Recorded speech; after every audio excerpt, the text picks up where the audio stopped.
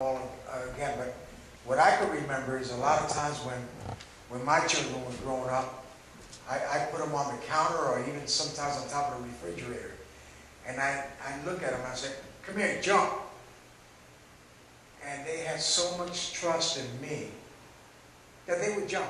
They wouldn't think about it. Right. They had the faith that they knew that I wasn't going to let anything happen to them. And I believe that that's one of the things that Jesus was talking about, that our faith has to be as such that we That's right. we know that we know that we know That's right. That's right. that Abba Father is going to be there, That's right. no matter what it looks like. Even in the tribulation that's about to come on this planet, That's right. you have to know. You know, it's all great when with Joe's analogy, you know, a child is jumping off something into his arms and having that type of trust. But it's a whole different ball game when you're going through the fire. And you're saying, God, where are you? You have to know that you know, that you know, that you know, that He's there. Go ahead, Isaiah. Oh, what were you doing? Now you gotta talk. Too late. What did you just raise your hand for? What were you You spazzing? were just thinking what? I was spazzing. This is what it's all about. This is you know, faith. This whole thing about faith, how much faith you have to have, is something I still am seeking God on. Like, what does it mean to, you know? What did Jesus say? How much faith do we have to have? Does anybody know? Mustard seed. Mustard seed. Right. But then you hear, you know, it's like, so it's like, and then you start thinking faith, like, what do you know, is that something from me? Like, do I have to have faith? You know, like, where does faith come from? You know? Is it something that I just have to have inside of me? Or what am I really having faith in? These are things that I ask myself all the time. You know, like, because here's how I think. I believe in Jesus, for sure. And I know He can do anything, you know. But my question I'm always asking is, I wonder, is He going to want to do this? Like, you know, or is it His will? Not that He would want, you know, whatever. But something that's been helping me with faith is because sometimes we think that it's us, like we have to have, like it's something that we have to generate somehow. You know, we have to be, you know, obedient enough. Yeah, He wants us to be obedient. We have to be, you know, consecrated, set apart enough, devoted enough. And that would be enough faith that, you know, God will answer my prayers. But what has helped me, and I'm still, like I was talking to John before, I'm still a work in progress. But what has helped me is to have faith just in the blood, just in His blood. Like, you know, like that song we heard when we were at One Thing, your blood is enough. And that's something I've just been really, when I kind of struggle like a little bit with like, am I having enough faith here? Am I doubting? Because, you know, the Bible talks, don't doubt, you know, don't be like, you know, you'd be like, wave the sea, and this and that, you know. But it's like, so, because I start thinking, well, God will do it, well, maybe He won't do it. Am I doubting now? Oh, God, I just forget, I just blew that prayer, you know? And it's like, but right? Yeah. That ever happened to you? Like, Yeah, I mean, you're just there's kind another of, one. I just laid hands on someone and prayed and they didn't get healed. yeah. Do I not have enough faith? Yeah, what did I do wrong? Why didn't they get healed? Right. This guy at the conference laid hands on somebody and he got healed. Yeah. So how come I lay hands on somebody and they're not healed? Do I not have enough faith?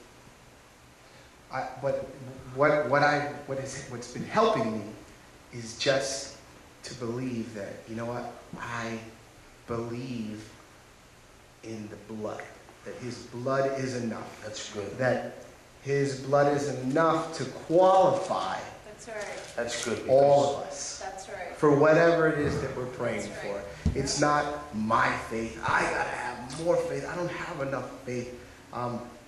My faith just, if I just have faith in the blood, then I believe it qualifies us for everything. Then it qualifies us to lay hands on people and they can be healed. Will it happen all the time? No, but I don't know why. I mean, we'll have to talk to God about that when we meet him. But faith in the blood, to me that's been helping. Just, I have enough faith. He said a mustard seed. I definitely have at least a mustard seed of faith. Absolutely. You know? Yeah. And so I just wanted to share that with you guys and That's encourage you good. to have faith in the blood. That's what qualifies. That's right. And I believe, don't forget about the progression of these parables, because I think the last parable is going to touch on that. Okay? The next one is about, it says Jesus speaks to the rich young man. And basically, we all heard this one before. And it's basically saying you're going to come to a place where God's going to expect you to give it up. He's going to expect you to give it all up and follow him. That's right. And, I'm not going to read this parable because I think we're running out of time. We got 15 minutes, and I really want to get to the last two. Okay? I'm going to read one note that pretty much sums up this parable. It says, Peter and the other disciples had paid a high price, leaving their homes and their jobs to follow Jesus. But Jesus reminded Peter that following him has its benefits as well as its sacrifices. And any believer who has had to give up something to follow Christ will be paid back in this life as well as in the next. Okay? It gives examples here. And then it goes, the disciples had begun to pay the price of following Jesus, and Jesus said they would be rewarded. Don't dwell on what you have given up. Think about what you have gained and give thanks for it. You can never outgive God.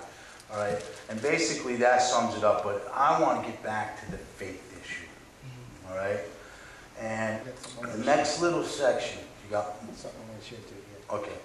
The next section is, it says Jesus predicts his death. Okay? And then the last parable we're going to touch on is Jesus healing the blind beggar. All right? Well, I want to emphasize this, okay? Because this is a true example of faith right here. When Jesus is predicting his death, we'll start in verse 31, and we'll just go to 34 for this moment. Oh, I'm sorry. Yeah. 18:31. Luke 18:31.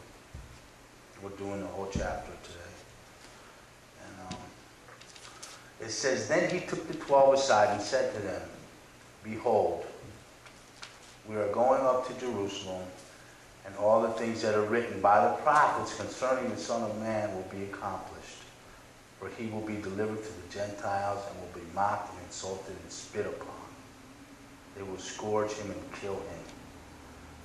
And the third day he will rise again. It says, But then they understood none of these things. The saying was hidden from them. And they did not know the things which were spoken. You know why they didn't know the things that were spoken? You know why this was hidden from them? For one, because it was before the outpouring of the Holy Spirit. Okay? And this is Jesus' example of complete and utter, unquestionable faith. All right, this entire chapter, Jesus, and probably before, Jesus is walking with his disciples and all the Pharisees and everybody, knowing, all right, this is when he's about 33 years old, and for the last 33 years, he became a man. He became a man, and his entire life, not one day went by that he didn't know that this day was going to come.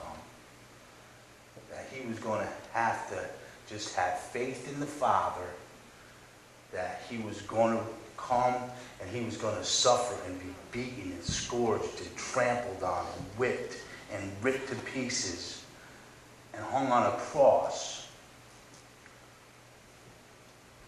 But is he worried about that the whole time? Where is his concerns? This entire 33 years on this planet, his concerns were never once on himself. Not one time. Not one time did he...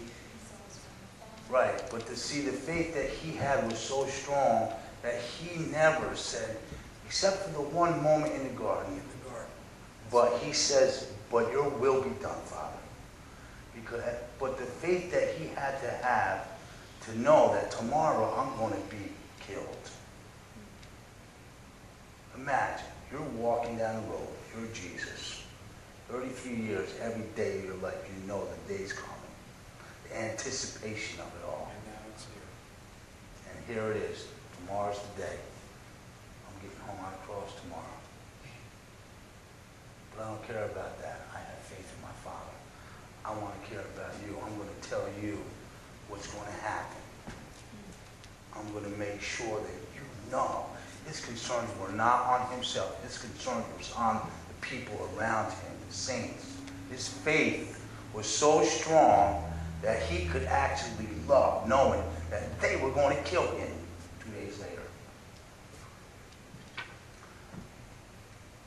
You just gotta put yourself there. Go ahead, Mercedes. He also knew the joy that was before him in doing so. That's amazing. You gotta repeat it to the mic.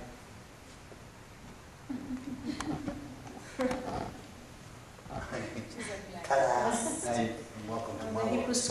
Hebrews speaks of Jesus knowing he was going to die on the cross, but that, despising the shame, he would do it for the joy of what will come after, will be the salvation of the souls of the people. Yeah, he had faith. He had faith that, because he was a man. Let there be no mistake. He was not coming down from glory as half God, half human. 100%. He stepped out of glory and became a man, just like you and me. And he just had to have faith.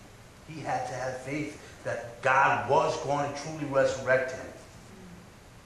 He had to have faith that when he was on that cross, he was going to be suspended between God in heaven and man on earth, and have both of them turn their backs on him and totally, utterly be in the most loneliest place there ever was, ever in history. And have faith that God was going to let him die and then bring him back to the glory that he promised. The same way as he's promising us. We got to have that type of faith. We don't got to die on the cross. He already did. That's faith. That's so far beyond our comprehension of faith. You know what I'm saying? But this is the example that Jesus gives. Even though he knows he's going to be shunned by man and God the next day, he's still concerned about other people. He's still concerned about the disciples. I think the last parable here, when Jesus heals the blind beggar, is in itself a picture of the church in modern days. All right? When you read through this, it's the blind beggar who represents us, the church. Let's read it real quick. It says, "Then it happened, as he was coming near Jericho, that a certain blind man sat by the road begging." Imagine. And hearing a multitude passing by, he asked what it meant. So they told him that Jesus of Nazareth was passing by, and he cried out, saying, "Jesus, Son of David, have mercy on me." Then those who went before warned him that he should be quiet. But he cried out even more, "Son of David, have mercy on me." So Jesus stood still and commanded him to be brought to him. And when he had come near, he asked him, saying, "What do you want me to do for you?" And he said, "Lord, that I may receive my sight." And then Jesus said to him, "Receive your sight, your faith has made you well." And immediately he received his sight and followed him, glorifying God, and all the people